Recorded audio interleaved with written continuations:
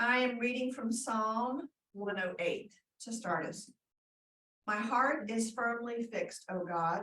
My heart is fixed. I will sing and make melody. Wake up my spirit, awake lute and harp. I myself will awaken the dawn. It's a nice way for us to start our discussions. So, how does it feel when your spirit is fully awake? What does that feel like? Like I felt when I was 30. 30 was a good year, and that's kind of my, everything's good. I feel healthy, I'm awake, I'm alive, I'm energetic. Everything falls into place except for QuickBooks. Life is good and I'm ready to tackle it. Open to Just God's gifts. Yeah. Okay, so we are in the book of, we talked about last week. I don't know if y'all can see this. Jake, I know it's hard to see, but if you weren't here, we started on the book of James, which James is the anglicized version of Jacob. So in Greek, because this book was written in Greek, so it would have been Jacobus would have been the title of it, the assumed author. So when was it that it got anglicized, when the Bible got translated to English? With the King James version. Yeah, somewhere in there that Jacob became James. I think it was in the 1700s, I think. So there's this one resource that we use, that the three of us use, that we're calling this Jacob. Because that's so I'll try to use that interchangeably. So James, Jacob. All right, and we are starting on verse 5. We got the first 4 verses done last week. We talked a lot about background. As far as authorship of James, that there was an assumption or a tradition that Jacob was written by Jesus' half-brother. We know from Acts was a leader in the church in Jerusalem after Jesus' death. So there are some who say, no, it couldn't be, because this was written in such good Greek. One commentator read said, no, most Galileans, it would have been extremely rare for a Galilean to be able to write in Greek that well. So who knows? It's an evolving thing over the time. But I like the idea that a semi-illiterate Galilean wrote something, and then a very literate Greek editor came along and cleaned it up for us. Or rewrote it or something. Or whatever. Yeah. So whoever wrote it, all right, and whenever it was written, because there's differing school of thought somewhere between the 50s or the 60s, because it's thought that from some other historians during that time that James died. James, the half-brother of Jesus, was basically executed in about 62. All right, so whether this was written before this or even as late as the early 100s, who knows? But it was written sometime in the early church, and is addressing a number of issues of helping early Christians figure out how this all works. I think we should call him a half brother. Or no, let's just call him brother. Yeah. Farmer had a half brother. He's deceased now, but he was never a half brother. He was a brother. Yeah, I like that. All right, I agree, because I have half sibling, not half siblings, but lots of half relatives. It's complicated. So, okay. All righty, so starting with verse 5. The book, well, let me back up this first few verses that it's written in a letter, so to speak. I mean, it starts off with a greeting, similar to the kinds of greetings that Paul used in his letters. But it doesn't follow the same kind of format as Paul's letters did, right? So it's more of a, there's a theme throughout, but there's specific can take a couple of verses at a time. But then if you read them all together, you sort of get the whole gist of the book. So starting with verses 5-8. Somebody would like to read verses 5-8. Oh, let me interject a couple of other things, sorry. In the book of James, and if Susan said this last week, my apologies for repeating this too. There are a lot of his statements that almost parallel. There's a good number of statements that parallel stuff from Proverbs, especially chapters 1-9. And then also that parallel numbers, Jesus' teachings specifically from the Sermon on the Mount in Matthew. Right? My Bible has a lot of cross-reference notes also in relation to Romans, and there's some similar themes.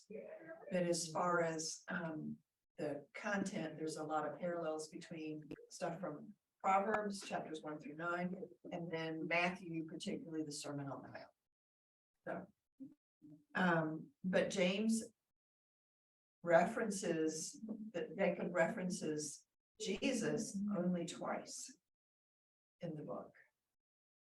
So once is in the first verse, where it says from James or Jacob, servant of God of the Lord Jesus Christ. And then the first verse of chapter 2. Those are the only places that there is a reference specifically to Jesus. So anyhow. All right. 5-8. If any of you is lacking in wisdom, ask God, who gives all generously and ungrudgingly, and it will be given you. But ask in faith, never doubting, for the one who doubts is like a wave of the sea, driven and tossed by the wind. For the doubter, being double-minded and unstable in every way, must not expect to receive anything from the Lord. Oh. I'm in trouble. Yeah.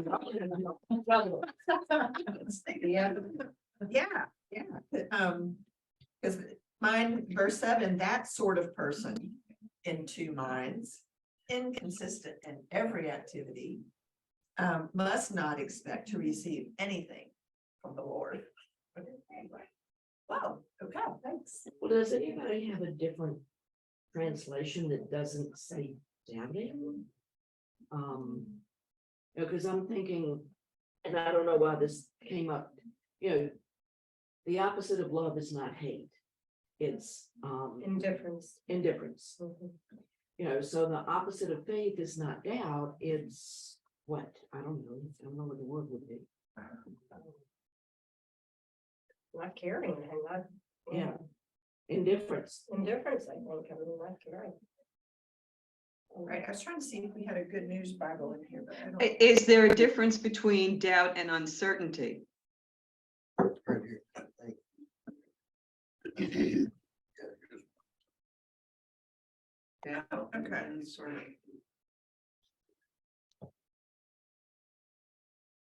This So is does like your, this is a weird Bible in terms of I can't really tell where the verses end. If I looked at it, there's another clause that says after, you're not gonna get anything if you doubt.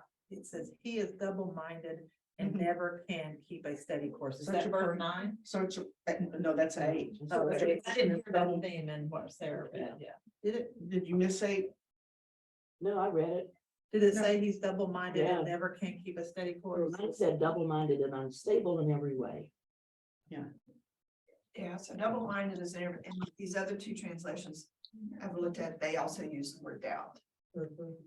Yeah, everybody uses doubt. So, Well, whenever you say, I doubt it, then you're really saying, I don't believe it. mhm, So I always, when I look at the word doubt, I always think that there's a possibility, Yeah. but I doubt it. Yeah. Yeah, I'm not willing to say I don't believe, but I'm not willing to say I believe either. So yeah, double-minded is a nice word there, actually. I like that.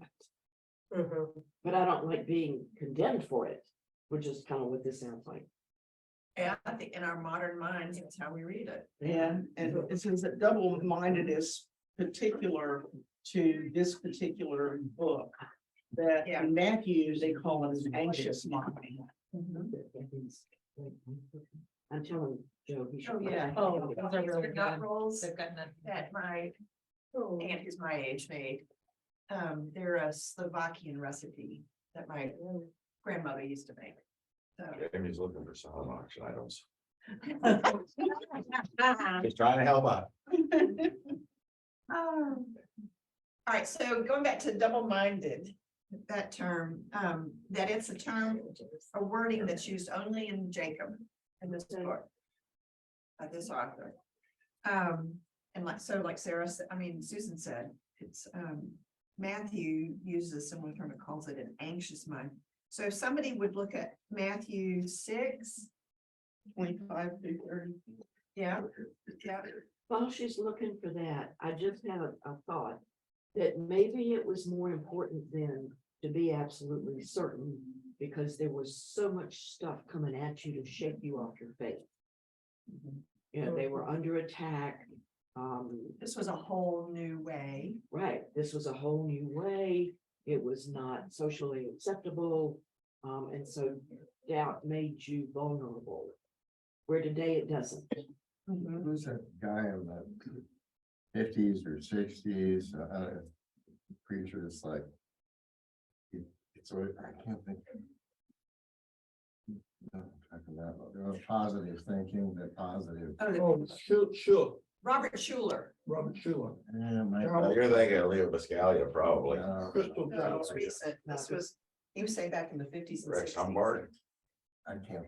remember. I mean, I recognize the name, but I don't remember hearing anything from him. He had the key.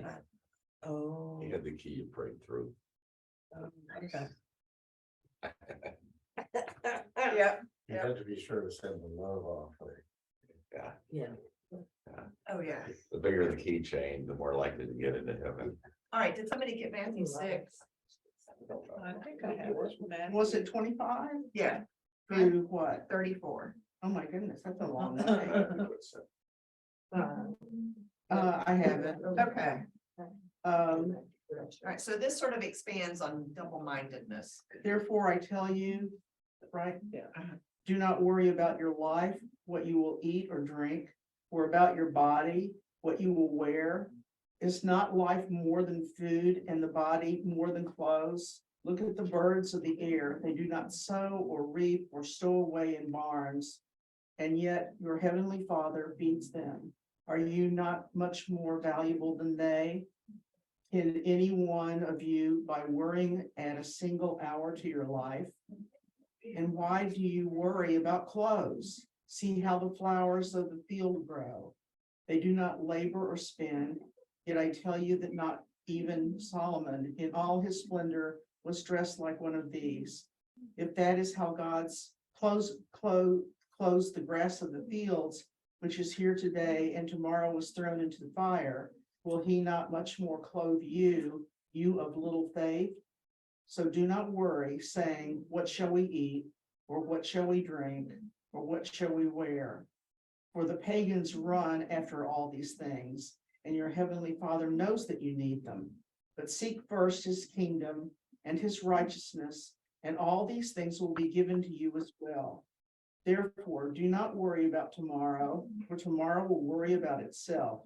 Each day has enough trouble of its own. I know a bird that takes nuts and puts them in trees and stores them.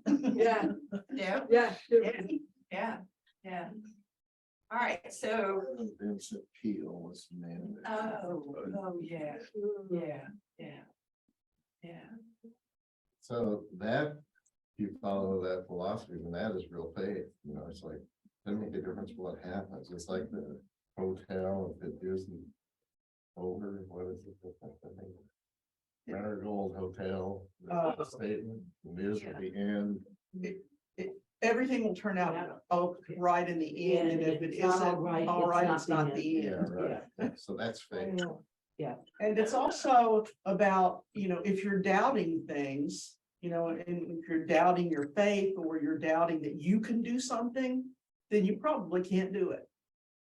You know, Well, if there you was- have faith that you can do something, then no one can tell you. You I can't. get quotes on some news source that I look at.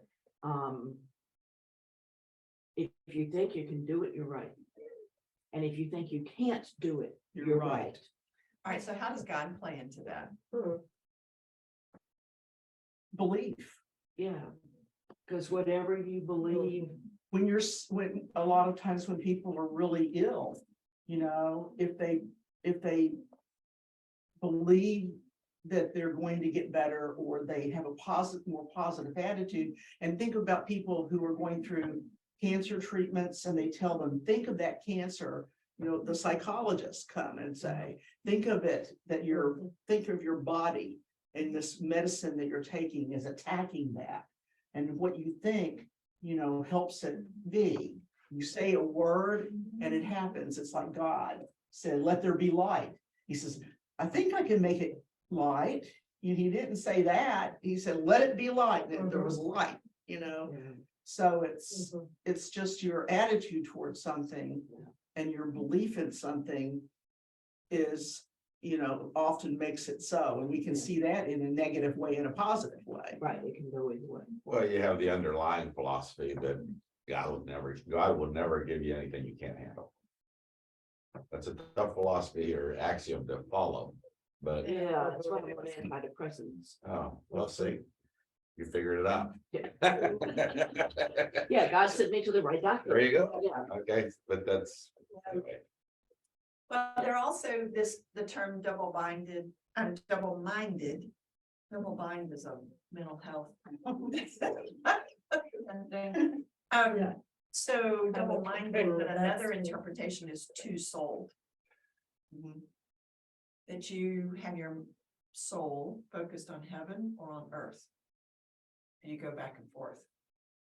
That you have your soul set up or committed. If your soul realizes that heaven is somewhere. All right, but you know, think of the dichotomy, that dichotomy though, I mean, that's Yeah. how 2000 in our modern day times. Some of us have that paradigm. But think about it, this time, that was not the paradigm necessarily. That your soul was you focused your soul either on earth, or in heaven. right, and heaven was just, you know, was only a couple of miles up. All right, so You know- when you're in your faith, you're bouncing back and forth. All right, someone got ready to say, I did. Parts of the scripture that you just read have always bothered me in terms of, you know, don't worry about it, God will provide. It almost seems like the letter was written to people who are going out on a mission, you know, don't worry about what you're going to eat or what you're going to wear. But if everybody adopted this philosophy of, you know, woohoo, don't worry about anything, God will provide, there'll be a lot of naked, hungry people sitting around. there would, but have any of us ever been in a situation where there was some project that you're trying to get done and somebody said, God will provide, and you sit back and lo and behold, it works out. Yes.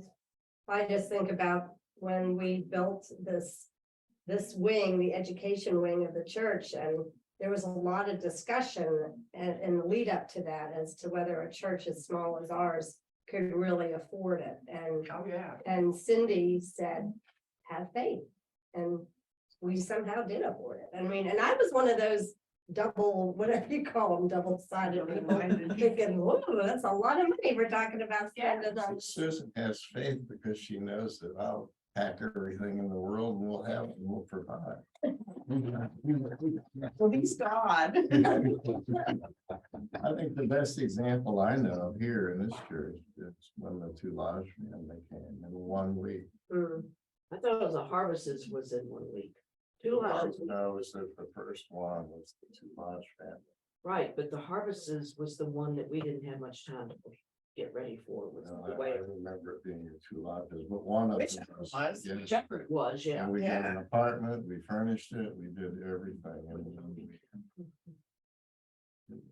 You're right, I thought it was the two lodges. I think, you know, the one thing I always go back to though, that I do think we have to be careful to is maybe thinking about who he's writing to, because he is writing to people who, like Christ, are going to go out maybe and spread the word. the good news, but this doesn't apply, I mean, if you're living in the Sudan or Yemen or something like that, and you literally are watching your children starve to death and die of malnutrition, I don't think we can say, well, those people just don't believe, they don't have a Right. strong enough faith. I don't, so I think we have to be careful. Right, we have to be careful that we don't take it out of context. Well, and this is prefaced by the verses 1 through 4, which was saying, you're talking about hardship Right, and trials, and Mhm. trials the and trials looking, that you will be facing. Mhm. and looking on them joyfully, Yeah, because you watch your child starve to death. right, you I don't know, think there's much Right, joy there. right. We're talking, Yeah, the context of this letter yeah, is in a community of new believers. yeah. So, There was So that's who he's talking to. He's not talking about. Right. The starving children and. right, because parts of the world. as we read this, I mean, as I was reading, I was like, well, I can remember some of these sentences, and we did in some of the other letters, some of the Peter letters and stuff, some phrases that I heard quoted a lot Mhm. as a kid. And so putting them in the context Mhm. of a faith journey, as opposed to whether or not your child survives malnutrition during a famine. Mhm. There was a program that I watched, Crafts in America. If any of you ever watched Crafts in America, there was one on identity, I think. And there was a group of, it talked about the camps where Chinese or Japanese people had been put into camps after World War II. And which was, as Bud and I talked about, it was like a double-edged sword, because they were put in a camp, 100,000 people in a 1 mile radius, whatever radius camp. And they started an arts program and to try to keep them from going insane. Yeah. And yet I'd always thought of it, well, it was a very negative thing that you put them in camps, but then it might have been a positive thing too, in that what would have happened to them in the communities where they were if they weren't protected and been put into a camp. But one of the things that they said, they made these really beautiful objects in these art classes. And she said, this woman who was talking about it says, I started thinking about why these objects were so meaningful. And it says that they reflected the dignity of the people in the camps. And she taught that they were unwilling to just give up. And they were making these beautiful objects. And says that, see, what the people in the camp said to me was, it was just our way to gammon. And gammon is a word that means to bear the seemingly unbearable with patience and dignity. And so it says, they would say, we have to gammon. What else could we do? We had to gammon. And so it's, it reminded me of the first 4 verses. We're looking at the great pain joy that you're of the going trials. through. Right. And the trials that you're going through. But many of them ended up, they ended up paying these people to make the camouflage. And so this one woman was talking about making this camouflage. She says, I needed to do something, and they paid the Japanese people to make the camouflage, and then she became a weaver. After that, after the camps and everything, so she is now a weaver. Yeah. So maybe, what we really have to think about is we can't look at verses 5 through 8 as distinct from verses 2 through 4. Right. It is, Right. they're together. And Right. so you've Right. got these trials and tribulations that you were talking about, Susan, and then this part is, but you have to, your faith has to stay strong even in this difficult times. Right. In verse 5 through 8. Yeah, because chapter 1 basically is a summary of the themes in the rest of the book. And there's 5 chapters in James, and the rest of this letter from James Jacob. All right, so let's read verses 9 through 11. You were, I can do that. okay, Let the believer who is lowly boast in being raised up, and the rich in being brought low, because the rich will disappear like a flower in the field. For the sun rises with its scorching heat and withers the field. Its flower falls and its beauty perishes. It is the same way with the rich. In the midst of a busy life, they will wither away. okay, so your translation said humble, Mine says, low. the lowly is The the lowly. lowly. Okay, who are they referring to here as the lowly? If it's counter to the rich, Right, the everyday average poor person. Like the Galilean it's- fisherman. right, yeah, Yeah. mine says humble circumstances, lowly, so the word poor is not used, but it's generally assumed, that contrast between rich and poor. And this is a theme, where else do we hear this theme? Talked about a lot, Sermon on the Mount. Sermon on the Mount, And I have a, Luke, and other places in the Gospels. I have a footnote for this verse. Uh-huh. It says wealthy people can be Christians. The issue is not social standing, but unjust behavior. Right. Yeah. Yeah. Yeah, and mine has the footnote saying the rich are to share in the exaltation of the poor. Mm. So it's, yeah. Mine's pretty black and white.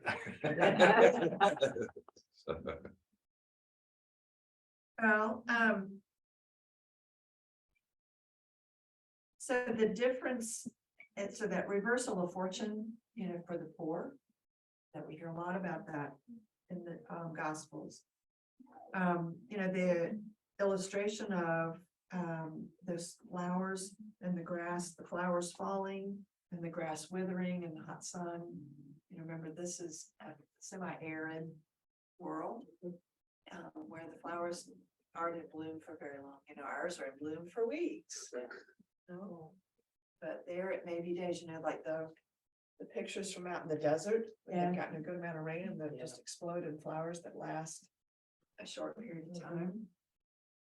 I'm thinking, my mind's off on a little bit of a tangent here, but I think when we talk about rich versus poor and all that stuff, we sort of assume, find these people just sort of born rich, and some are, but I think of somebody like Ross Perot. I remember him saying that at Christmas, it was a special treat if they got an orange.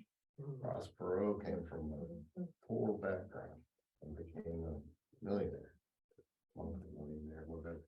One example, but I'm just wondering what happens, so I see these people working at my house, and I assume they come from, most of them are Latino, and they're coming from a relatively poor background, but they're working hard, they're doing something. So just using that as an example, you start out and you're saying, well, I believe, and God will provide things, and you work hard, and then you get a little bit richer, and then you get a little bit richer. But where's that dividing line where now your mental view changes? I don't know, I'm rambling a little bit, but you lose, like if you have these roots where you have faith, but at some point maybe you have so much money that you just think, now I can do anything. There's a transition there. When do I get there? Hmm? When do I get there? I don't know.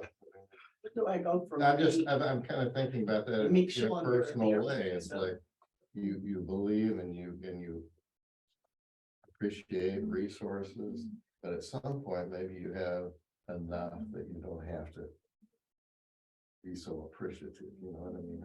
I'm kind of I losing. think it's, because in the scheme of the grand world, we are all extremely rich. Yes, Yeah. yes, yeah. And so the responsibility, I think the footnote in your book makes, there's the expectation that we make enough to be able to take care of ourselves. And that was the level of our responsibility towards others. And sharing our gifts. That's So, kind of where. yeah, yeah. Well, and there was based on 9 through 11, there was a comment one commentator said, so if it's poverty that's forcing you into hard times in life, Jacob says, try and view it as a gift that forces you to trust in God alone. And besides, wealth is fleeting. It's all going to pass away like wildflowers in the summer heat. So it's, again, looking at your situation, it being in poverty, and that the positive things is it's forcing you to trust in God.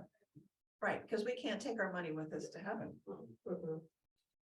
So, I think all of it's us, all about we're all your- old enough that we've all thought about that. It's less about the actual dollars, all right? It's Yeah. more about where your heart and spirit is, Right. because just because you're poor doesn't mean you're rich in spirit and you're faithful to God. I mean, we all have to dig into our own heart. I mean, I don't think it's as much about money as it is about where your, you know, where your thoughts are, what you believe. Well, it's again, another underlying philosophy of, to those who have received much, much is expected. Spider-Man. There's some, That's where it's from. I Uh-huh. didn't know that. Those who have great power have great responsibility. That's Yeah. Spider-Man. kind of to Bud's point though, and I wish I could cite this with some accuracy, but I can't, but there have been these psychological experiments done where,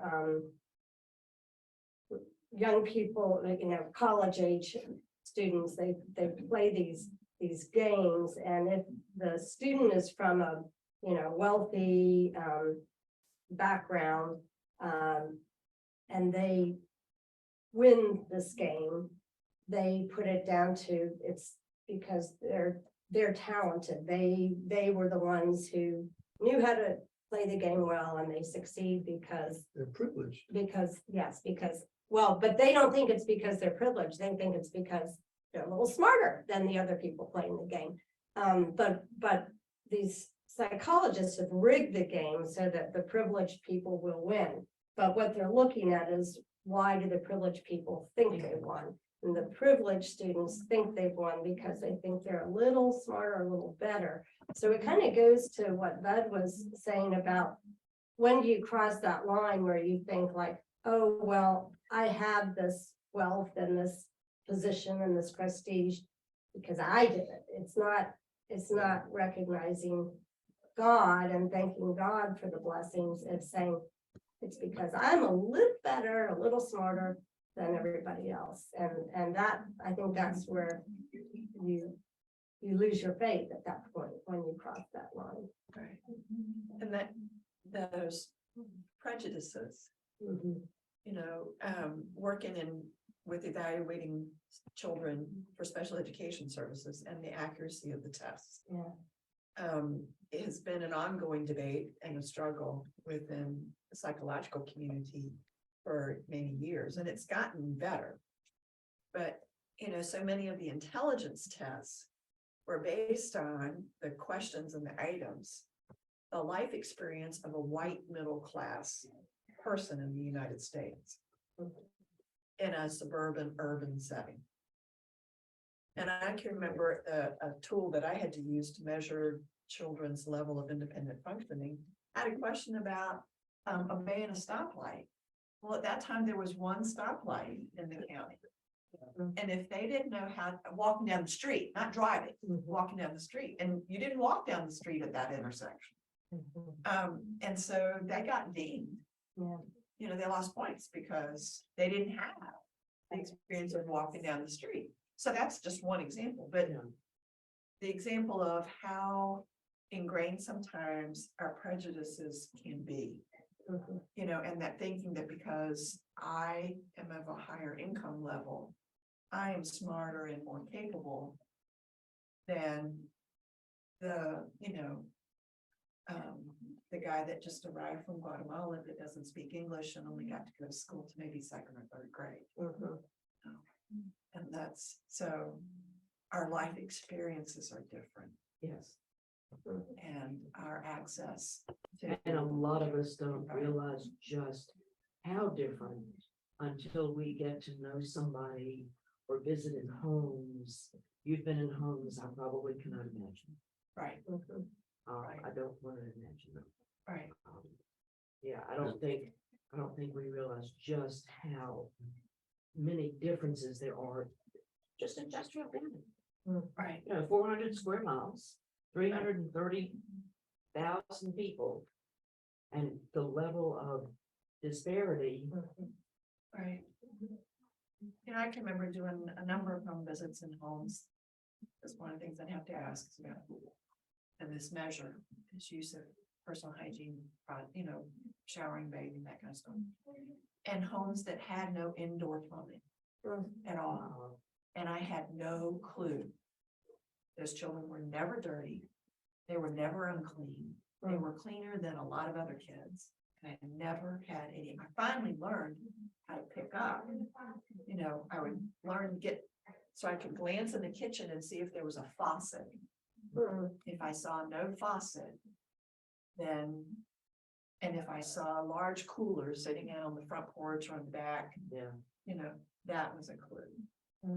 So that's where we stored water. They would go other places, other people's houses, other places and get water. So they would have water. But anyhow, so I say that to illustrate, the faith journey and, that rich versus poor kind of thing, which I think over the course of my professional career anyway, that has changed a lot. I think there is more awareness and openness to different life experiences, that our life experiences don't have to all be the same. There's still prejudices out there, clearly. But I think there are more segments. I don't know, that's my own thought. I think the thing I want to take out of this right now is, I think Sandy said it, the richness of faith. Forget the dollars, the richness of faith, because whatever situation you're in, I saw there's a program, Matt Paxton here from Virginia, actually, the Legacy List. Oh, yeah. And I saw this where they were cleaning out a home, somebody in Pennsylvania, I think, a family had been there for 100 years, 5, 6 generations, whatever. And it was a coal mining community. And one of the things he said is after going through all this stuff, he said, these people did more work before they went to work than I do in a day. And seeing how they built a nice life for themselves and how hard they worked, and we just had faith, and they didn't, the woman said, we didn't know we were poor. Yeah. So, and I've heard that, so I think Ross Perot again maybe said that once, but some of these people occasionally will say, we grew up in this situation, we didn't even know we were poor, we were happy, and we had a good family, and we loved each other, and all that sort of things. I think that's where we need to bend our thinking here, is into this. It doesn't make a difference if you have $2 or $2 billion. Are you gonna be happy based on your faith? Right. That's a good point. Yeah, that's what television has done to us. Because I grew up, I knew money was tight, so I'd take a bath in about 2 inches of water. And when I told my dad that, he just laughed at me. He said, water was the cheapest thing we had. It filled up and not made a difference. But everybody that I knew was in the same circumstance. Yeah. And Right. you didn't have television, with shows about the rich. The TV shows were about people like us. Andy Griffith, Mayberry and Leave It to Beaver. They were a step up from us, but they weren't wealthy. They weren't going on European vacations. No. They weren't going to the beach regularly. Yeah. Yeah, so The show on Sunday night, the guy, the millionaire, the guy gave away $1 million every week. I remember that program. Oh, The yeah. guy's name was John Beresford. Oh, yeah, I remember that. That was the rich guy. Yeah. And, People couldn't tell yeah, where they got the money from, or weren't Yeah, allowed yeah, to say anything. yeah. Yeah. As a kid, one of the bigger memories I have is my dad being on strike for 10 weeks. Those were thin times with 7 kids. Yeah. Those were 10 times. So Where did he work?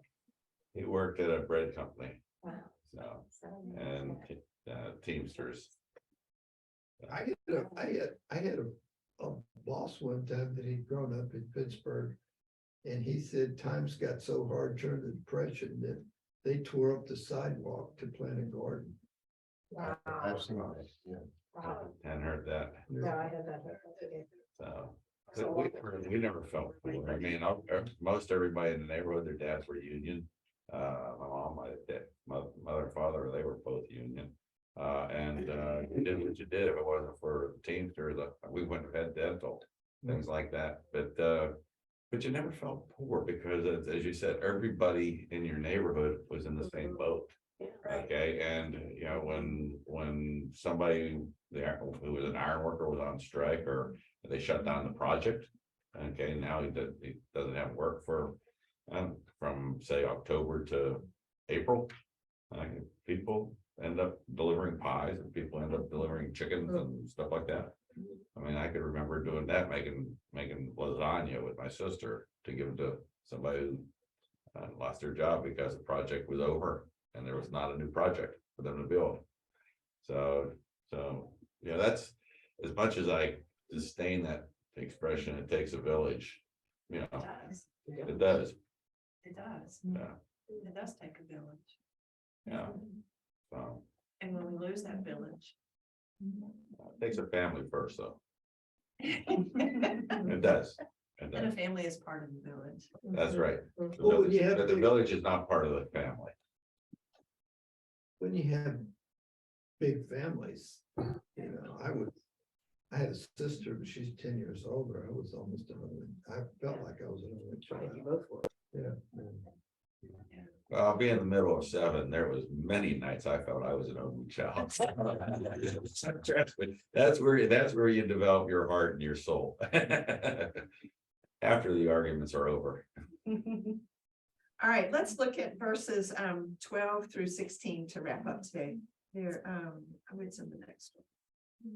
I can take it if you want. Okay, go for it. Happy are those who remain faithful under trials, because when they succeed in passing such a test, they will receive as their reward the life which God had promised to those who love him. If we are tempted by such trials, we must not say this temptation comes from God. For God cannot be tempted by evil, and he himself tempts no one. But we are tempted when we are drawn away and trapped by our own evil desires.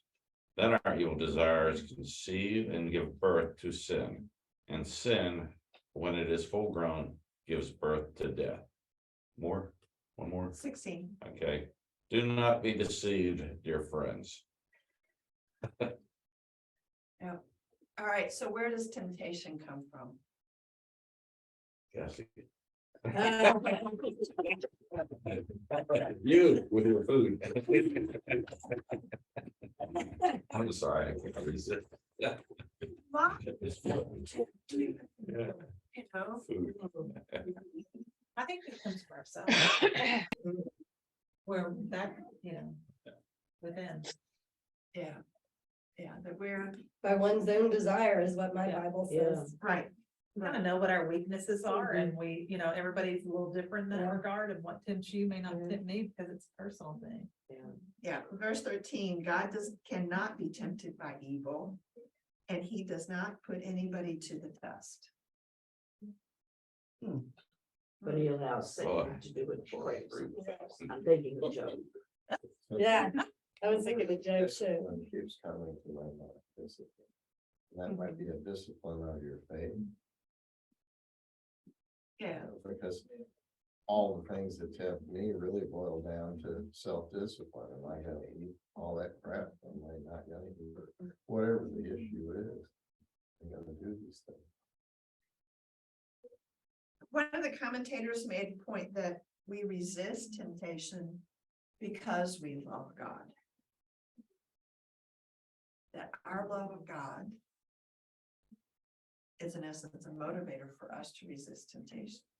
Somehow I never. And temptation to eat another cookie. Right, I was just thinking that Is that when the I same managed to as- get out of here without eating an M&M, I really don't think in terms of I love God, so I didn't open that jar. All right, but the temptation, going back to what we were talking about just a few minutes ago, to look down on the person. Yeah. Who hasn't had, who's had different life experiences. Mhm. the temptation to,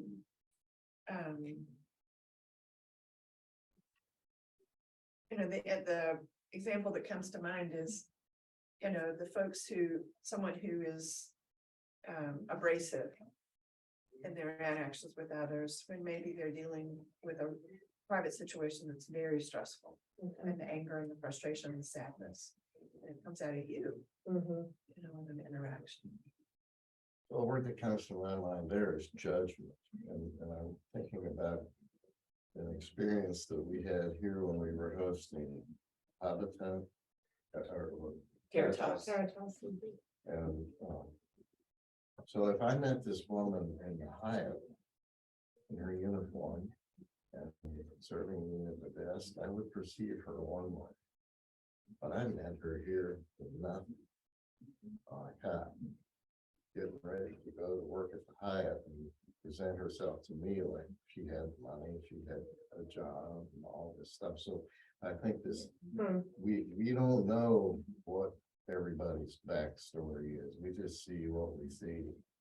And so judgment comes into this. I think we're judging people based on what we think their experiences are. Comparing them to ourselves.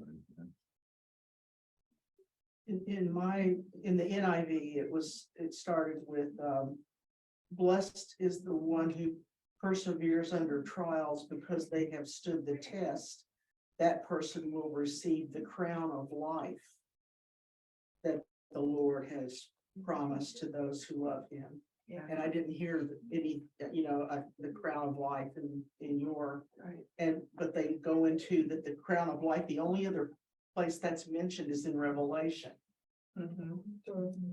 And that it's bestowed on those who persevere under trial, the crown of life. And then it says that Jesus refers to the crown when he tells the church of, to not be afraid of what you are about to suffer. Be faithful even to the point of death, and I will give you the crown of life.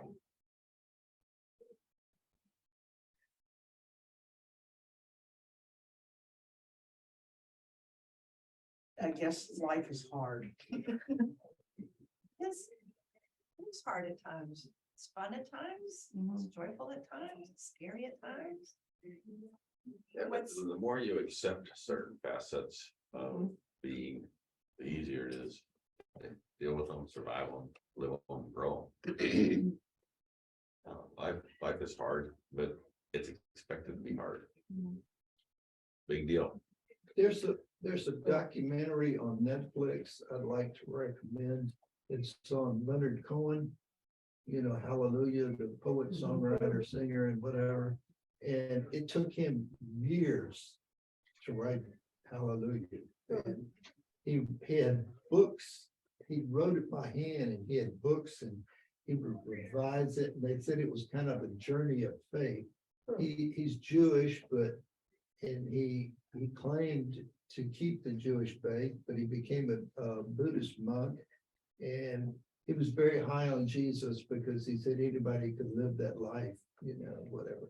But you watched him from the young to the old, and you saw him maybe a bit arrogant to start, and so humble, and at the end, it was just really, really trouble. But it's a lot about faith. I just saw it scrolling through Netflix yesterday. Yeah. Mr. Holland's Opus. Remember that movie? Yeah. That was a cool one. Yeah. Well, think about the hard times in your life, and how did you benefit from them?